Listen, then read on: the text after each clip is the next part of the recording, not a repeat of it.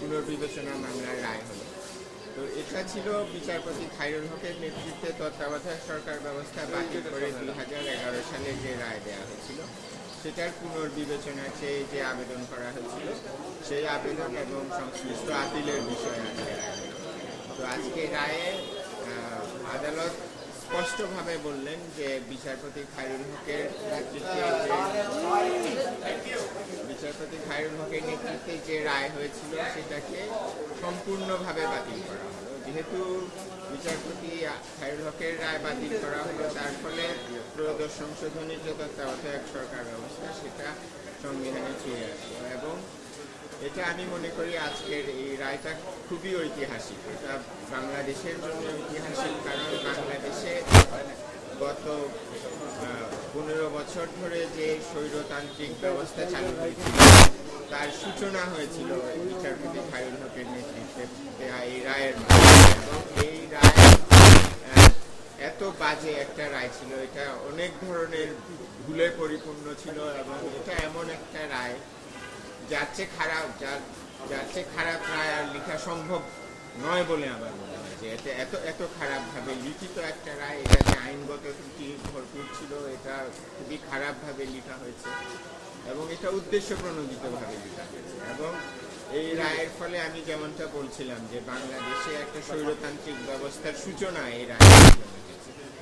এবং এই রায়ের আরেকটা যেটা উল্লেখ খারাপ দিক সেটা হলো এই রায়ের মাধ্যমে কিন্তু বিচার বিভাগের স্বাধীনতাকেও ধ্বংস করা হয়েছে। একটা স্বৈরতান্ত্রিক ব্যবস্থা প্রতিষ্ঠা করে বিচার বিভাগের উপর নেতৃত্ব স্থাপন করে বিচার বিভাগের স্বাধীনতাও এই রায়ের মাধ্যমে নষ্ট করা হয়েছে। তবে যেটা উল্লেখযোগ্য সেটা হলো বিচারপতি খায়রুল হক কিন্তু বাংলাদেশে গণতন্ত্রের কথা বলে, বিচার বিভাগের স্বাধীনতার কথা বলে এই রায়, কিন্তু প্রকৃতপক্ষে এটা বাংলাদেশের গণতন্ত্র বিচার বিভাগের স্বাধীনতা ধ্বংস করে।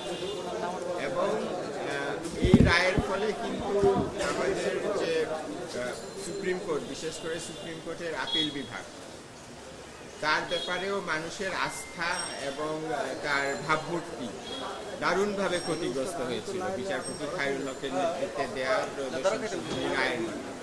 আমাদের সুপ্রিম কোর্টের এবং আপিল বিভাগের প্রতি বাংলাদেশের জনগণের আস্থা এবং এই কোর্টের ভাবমূর্তি গভীরভাবে ক্ষতিগ্রস্ত হয়েছিল। এবং আমি মনে করি যে আজকে আপিল বিভাগ একটা সুযোগ পেয়েছেন এই যে ক্ষতিটা বাংলাদেশে করা হয়েছিল সুপ্রিম কোর্টের মাধ্যমে, সেই ক্ষতিটা সংশোধন করা।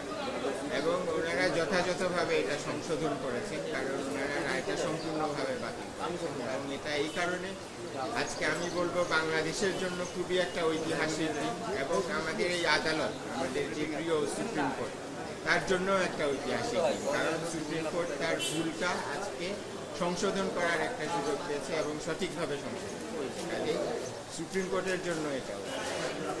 আর আরেকটা হলো যেটা বলতে চাই যে আমি আদালতে বারবার বলেছিলাম যে রায়টা দেওয়ার পরে যেহেতু তত্ত্বাবধায়ক সরকার ব্যবস্থা ফিরে আসবে, তখন একটা প্রশ্ন দাঁড়াতে পারে যে এই ব্যবস্থা কি অবিলম্বে কার্যকর করতে হবে।